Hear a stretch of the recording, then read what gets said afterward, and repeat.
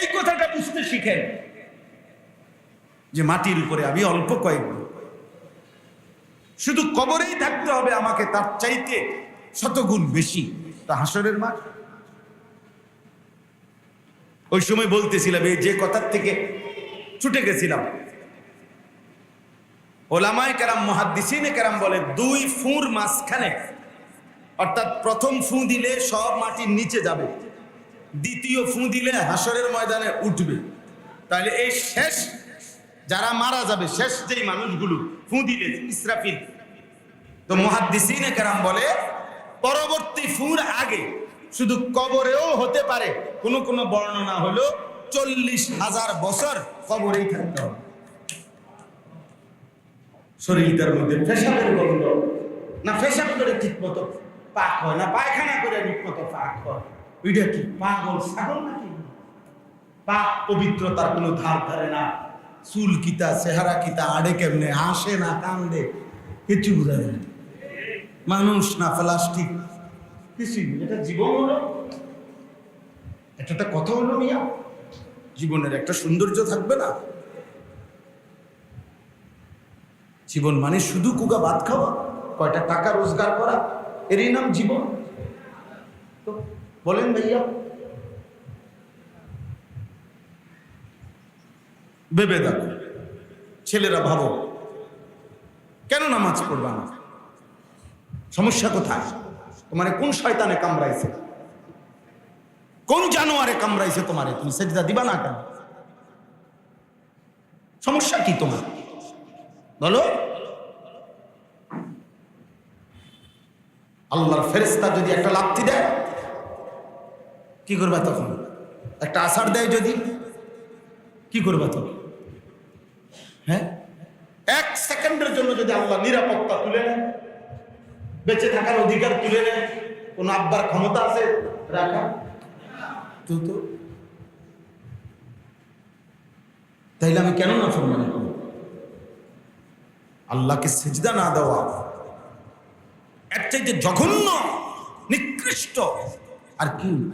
ওই জানোয়ারের চাইতে নিকৃষ্ট। আরে আমি তো বলছি মিয়া জানোয়ার, অত জানোয়ারও না, জানোয়ারও না, এটা জানোয়ারের উপরে কোনো নামাজের হুকুম নেই, এই জন্য সেটা কি দেয় না। কুকুরের উপরে সিজদার হুকুম আছে না? গরু ছাগলের উপরে কোনো হুকুম, ওই জন্য সে সিজদা দেয় না, এই জন্য সে নামাজ সিজদা দেয় না। তোমার উপরে তো হুকুম আছে, তুমি সিজদা দিবা না কেন? এবং তোমার আমার শরীরের মধ্যে রুকু দেওয়ার, সিজদা দেওয়ার শারীরিকভাবে যোগ্যতা আছে কিনা? বলেন না, আছে কিনা? কই একটা গরু কি সোজা দাঁড়াইতে পারবে? তো তাইলে হের তো যোগ্যতাই নেই। তার শারীরিক গঠনের মধ্যে নিয়ত বাঁধার মতো, সোজাওনের মতো পারবে গরুটা পারবে এটা? বলেন চাচা।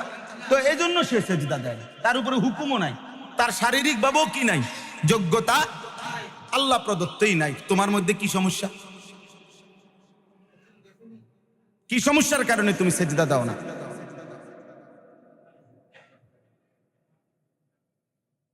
আজ ওনারা ভাই আপনারা শুনেন, এই জন্য ভাইয়া গরম লাগলে কোনো মানুষ মরে যায় না, ঠিক আছে না? গরম লাগলে এই প্রতি ফোঁটা ঘাম আল্লাহর জন্য, আল্লাহর জন্য না। এখন আল্লাহর কথা শুনতে গিয়েই তো ঘাম ঝরতেছে, ইনশাআল্লাহ প্রতি ফোঁটায় গুনাহ মাফ হবে, প্রতি ফোঁটায় গুনাহ মাফ, প্রতি নিঃশ্বাসে নিঃশ্বাসে গুনাহ মাফ হবে ইনশাআল্লাহ। কারণ আমার আল্লাহর জন্য আমি ঘাম ঝরাইতেছি, আল্লাহর জন্য। এই জন্য বললাম আমি আল্লাহকে আমরা ভুলে গেলাম কেন? রাসূলুল্লাহ সাল্লাল্লাহু আলাইহি ওয়াসাল্লাম তিনি আমার প্রিয় হবে না কেন? আমি যে আয়াত পড়ছি প্রিয় ভাই, এই আয়াতের মূল বক্তব্য এটা। আল্লাহ বলতে চাইছে তুমি মনে রাখো বান্দা, তুমি কিন্তু মুমিন, তুমি মুসলমান, তোমার বন্ধু আল্লাহ, তোমার বন্ধু রাসূলুল্লাহ, তোমার বন্ধু নামাজি মুমিন। এই আয়াত এই কথা বলার জন্য এত শক্ত কথা বল। আমি ইমানদার, আমি মুসলমান, আমরা এখানে সবাই মুসলমান না? বলেন না? ছেলেরা বলো না ভাই, তাইলে আমি শুরুতে এই জন্য বলছি, আমরা আলহামদুলিল্লাহ এতটুকু যে আমরা তো কেউ ইসলামের পরিচয় দিয়ে আমাদের অতৃপ্তি নাই তো, মানে আমরা লজ্জিত যে আমি যে মুসলমান এই কারণে।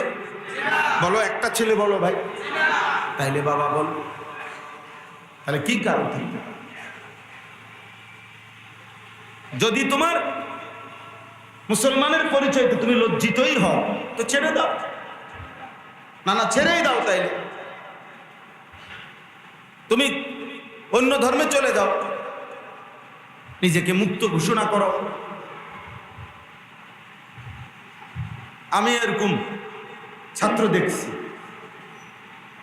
উচ্চশিক্ষিত ছেলে, আমি নিজে কথা বলছি, 4টা ছেলের সাথে একবার 1 ঘন্টা কথা বলছি, ওরা পরিষ্কার বলছে বাবা মা মুসলমান, ওরা পরিষ্কার বলছে হুজুর সৃষ্টিকর্তা বলতে কিছু আছে, এটা আমি টোটালি বিশ্বাস করি। বাহ, আল্লাহ তাআলা বলছে ঠিক আছে, তবু আমি তোকে খাইতে দেব, খা ভাত খা, তবুও ঘুম পাড়াবো, দুনিয়া ভোগ করতে দেব না ফরমান, শুধু আখিরাতে বোঝাপড়া হবে। বোঝাপড়া হবে কোথায়? এখন খাইতে।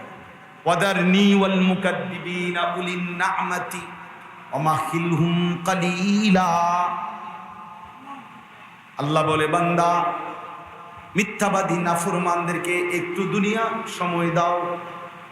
আল্লাহ যেন আমগরে কয় রে মাতিস না রে, যারা দুগা ভাত খাওয়াবো তো একটু কিছু কইতে রে বান্দা, ঠিক আছে তুমি নামাজ রোজা করো, তুমি যদি আবার মনে করো যে আল্লাহ হয় নামাজও পড়ে না রোজাও রাখে না, হালাল হারামের কোনো পরোয়াও করে না, আপনি তারে কি বুঝে ভাত খাওয়াইতেছেন?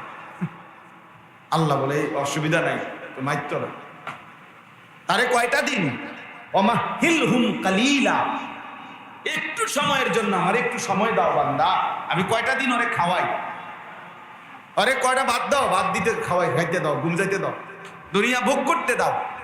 ইন্না লাদাইনা আনকালাম ওয়া জাহিমা, আমি না আখিরাতে ওর জন্য রেখেছি ওই আগের অর্থ, আগুনের শিকল, আগুনের বেড়ি, আর জাহান্নামের ধাউ ধাউ আগুন। ওয়া তাআমান দা গুসসাতিন, কাঁটা যুক্ত খাবার, ওয়া আযাবান আলীমা, এবং বড় ভয়ানক আযাব। পরে বুঝা হবে, এখন খাও, এখন খাও, এখন খাও।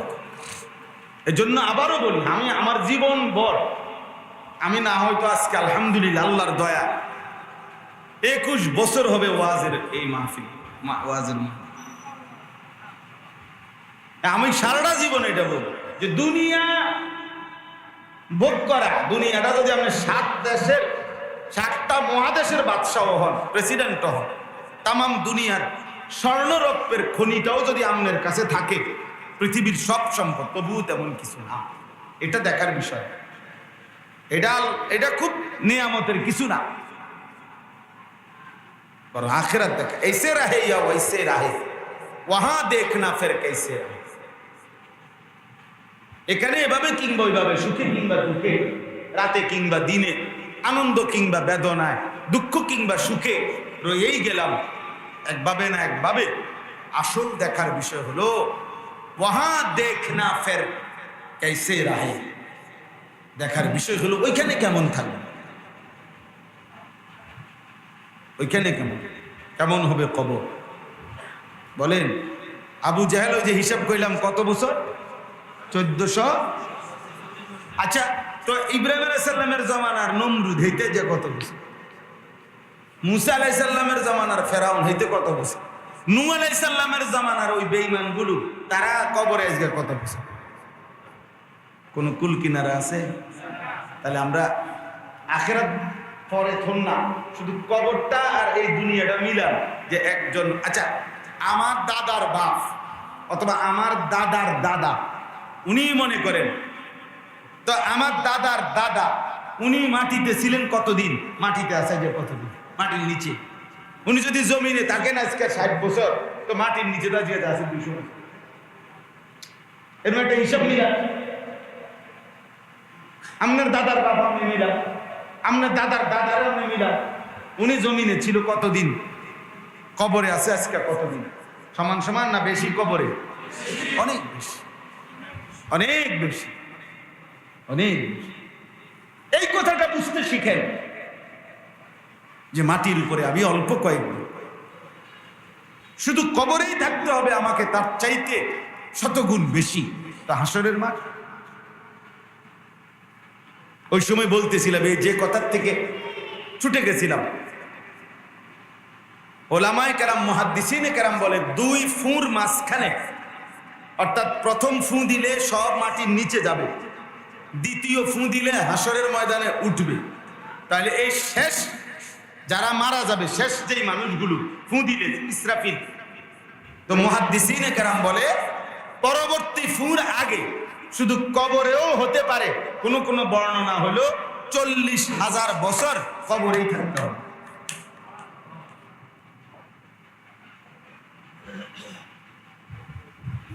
কারা?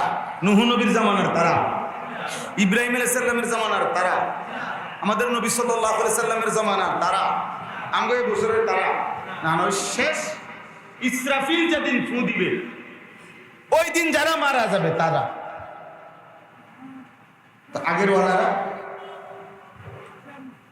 আগের ওয়ালারা কতদিন ধরে কবরে আছে, এটার লগে যোগ হবে না? আল্লাহ আমাদেরকে বুঝতাম। এই জন্য দোস্ত এই আয়াতের বক্তব্য এটাই। আল্লাহ বলছি মোমেন মুসলমান, তোমার বন্ধু কে, তোমার আপন কে, তোমার জীবন, তোমার সাজগোজ, তোমার চলাফেরা, তোমার ভালোবাসা, তোমার প্রস্তুতি, তোমার আন্তরিকতা, তোমার অনুসরণ, তোমার অনুকরণ, তোমার প্রিয়জন, তোমার কলিজায় যার অবস্থান, সে কে? ইন্নামা ওয়ালিয়ুকুম, আল্লাহ বলেন হে ইমানদারগণ নিশ্চয়ই তোমাদের বন্ধু এক নম্বরে কে? আল্লাহ। মুমিনের প্রথম বন্ধু কে? আবার বলেন, আবার বলেন, মুমিনের প্রথম বন্ধু আল্লাহ। ইন্নামা ওয়ালিয়ুকুমুল্লাহ ওয়াল্লাযীনা আমানু আশাদ্দু হুব্বাল লিল্লাহ।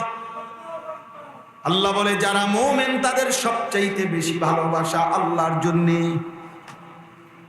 আল্লাহ বলেন কুল ইন কানা আবাউকুম ওয়া ইখওয়ানুকুম ওয়া আজওয়াজুকুম ওয়া আশীরাতুকুম ওয়া আমওয়ালুন ইখতারাফতুমুহা ওয়া তিজারাতুন তাখশাউনা কাসাদাহা ওয়া মাসাকিনু তারদাউনাহা, তোমাদের পিতা, তোমাদের স্ত্রী, তোমাদের সন্তান, তোমাদের ভাই বোন, তোমাদের আত্মীয় স্বজন, তোমাদের জমানো সম্পদ, তোমাদের ব্যবসার মালামাল, তোমাদের ঘর, তোমাদের আসবাবপত্র, সবকিছুর চাইতে আহাব্বা ইলাইকুম মিনাল্লাহ ওয়া রাসূলি।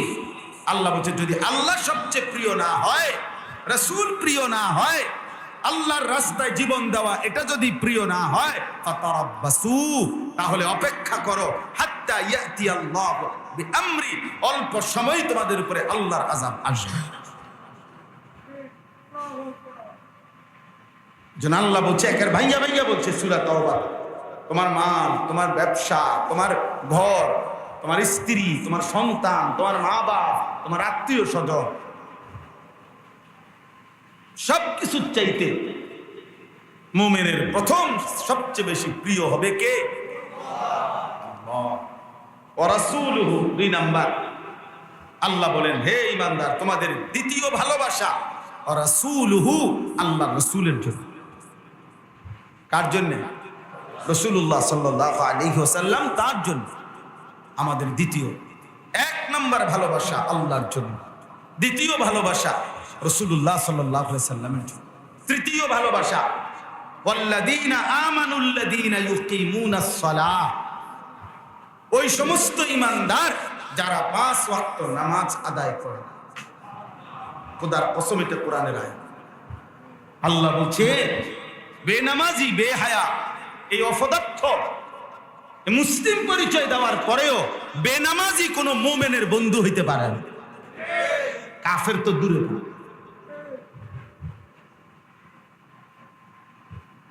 মোমেনের বন্ধু হবে ওই মোমেন আল্লাযীনা ইউকিমুনাস সালাহ, যারা নামাজ আদায় করে, যারা নামাজ আদায় করে। এজন্য কোন ফাসিক যে নামাজি না, এরকম বেনামাজি বেহায়া কোন ইমানদারের বন্ধু হতে পারে। ওয়ায়ুতুনাজ যাকাত, এবং যারা যাকাত আদায় করে এমন মুমিন। আহুম রাকিউন, আল্লাহর প্রতি যারা অনুগত। এজন্য আল্লাহর নবী সাল্লাল্লাহু আলাইহি ওয়াসাল্লাম বলছেন, লা তুসাহিব ইল্লা মুমিনা, মুমিন ছাড়া কাউকে বন্ধু বানাবে না। ওয়ালা ইয়াকুল মালাকা ইল্লা তাকিয়ুন, ভালোবেসে মহব্বতে তোমার মাল মুত্তাকি ব্যতীত কাউকে খাওয়াবে না। কোন ফাসিককে মহব্বত করে কলজা দিয়া খাওয়াইবে না। এলাকার সাফে, ক্ষমতার সাফে, ভয়ে আতঙ্কে, অথবা স্বাভাবিক সামাজিক সৌজন্যতা রক্ষার্থে এটা যদি কখনো কিছু খাওয়াইতে হয় নিরুপায়, তো ঠিক আছে চললাম, কিন্তু কলজার যে ভালোবাসা, অন্তর দিয়ে ভালোবাসার খাবার, মেহমানদারি, এটা ইমানদার ছাড়া, মুত্তাকি ছাড়া অন্য কেউ খাওয়াইও।